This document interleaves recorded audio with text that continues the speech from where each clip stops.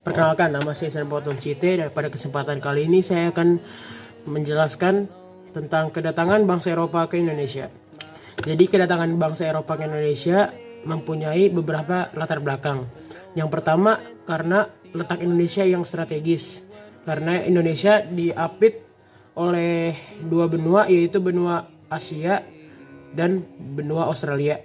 Yang kedua karena bangsa Eropa mencari sumber rempah-rempah yang digunakan untuk menghangatkan tubuh dan mengawetkan makanan. Dan yang ketiga, runtuhnya Konstantinopel ke tangan Turki.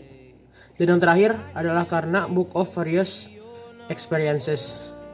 Dan selanjutnya ada beberapa negara yang telah menjajah Indonesia. Yang pertama adalah negara Spanyol, yaitu pada tahun 1521 sampai dengan 1692. Dan yang kedua adalah negara Portugis atau Portugal pada tahun 1512 sampai dengan 1595. Dan yang ketiga adalah negara Belanda dari tahun 1602 sampai 1942. Dan yang terakhir adalah negara Inggris dari 1811 sampai 1816.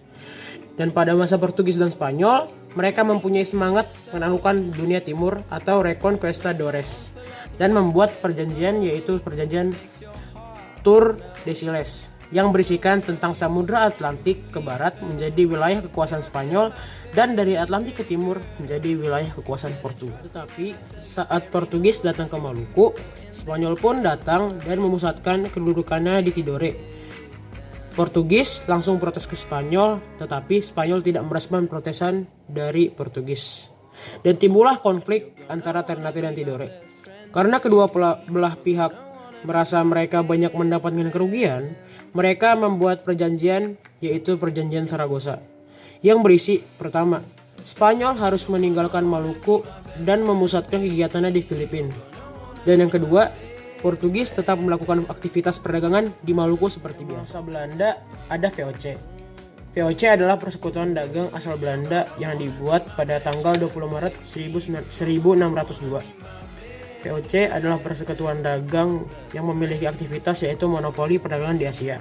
Perusahaan ini dianggap sebagai perusahaan multinasional pertama di dunia, sekaligus merupakan perusahaan pertama yang mengeluarkan sistem pembagian saham. Meskipun sebenarnya VOC merupakan sebuah persekutuan badan dagang saja, tetapi badan dagang ini istimewa karena didukung oleh negara dan diberi fasilitas serta hak istimewa. Misalnya, VOC boleh memiliki tentara, memiliki mata uang, dan bernegosiasi dengan negara lain hingga menyatakan perang. Banyak pihak menyebutkan VOC sebagai negara dalam negara. Hak-hak istimewa. Yang pertama, hak monopoli untuk berdagang dan berlayar di wilayah sebelah timur atau Tanjung Harapan dan sebelah barat yaitu Selat Magallanes, serta menguasai perdagangan untuk kepentingan sendiri.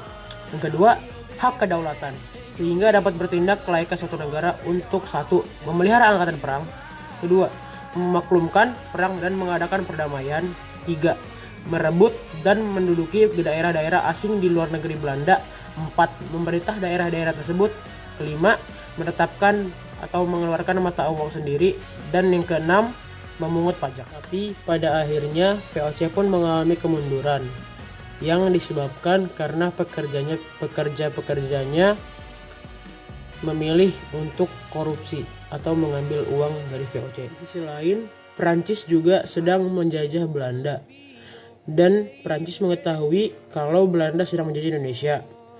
Dan saat Prancis tahu, Prancis pun langsung mengirim seorang jenderal yang bernama Herman Willem Daendels ke Indonesia dan mengambil alih pasukan Belanda. Saat kekuasaan ada di tangan Daendels mengeluarkan beberapa kebijakan, yaitu yang pertama ada membuat jalan antara Anyer sampai Pandarukan, kedua membuat uang kertas, ketiga menambah jumlah angkatan perang dari 3.000 menjadi 20.000 orang, keempat, membangun pabrik senjata di Gresik dan Semarang, dan memperbaiki gaji pegawai. Selanjutnya, pada masa kekuasaan Inggris mengutus Raffles, dan Raffles mengubah beberapa kebijakan yang dibuat oleh Daendels.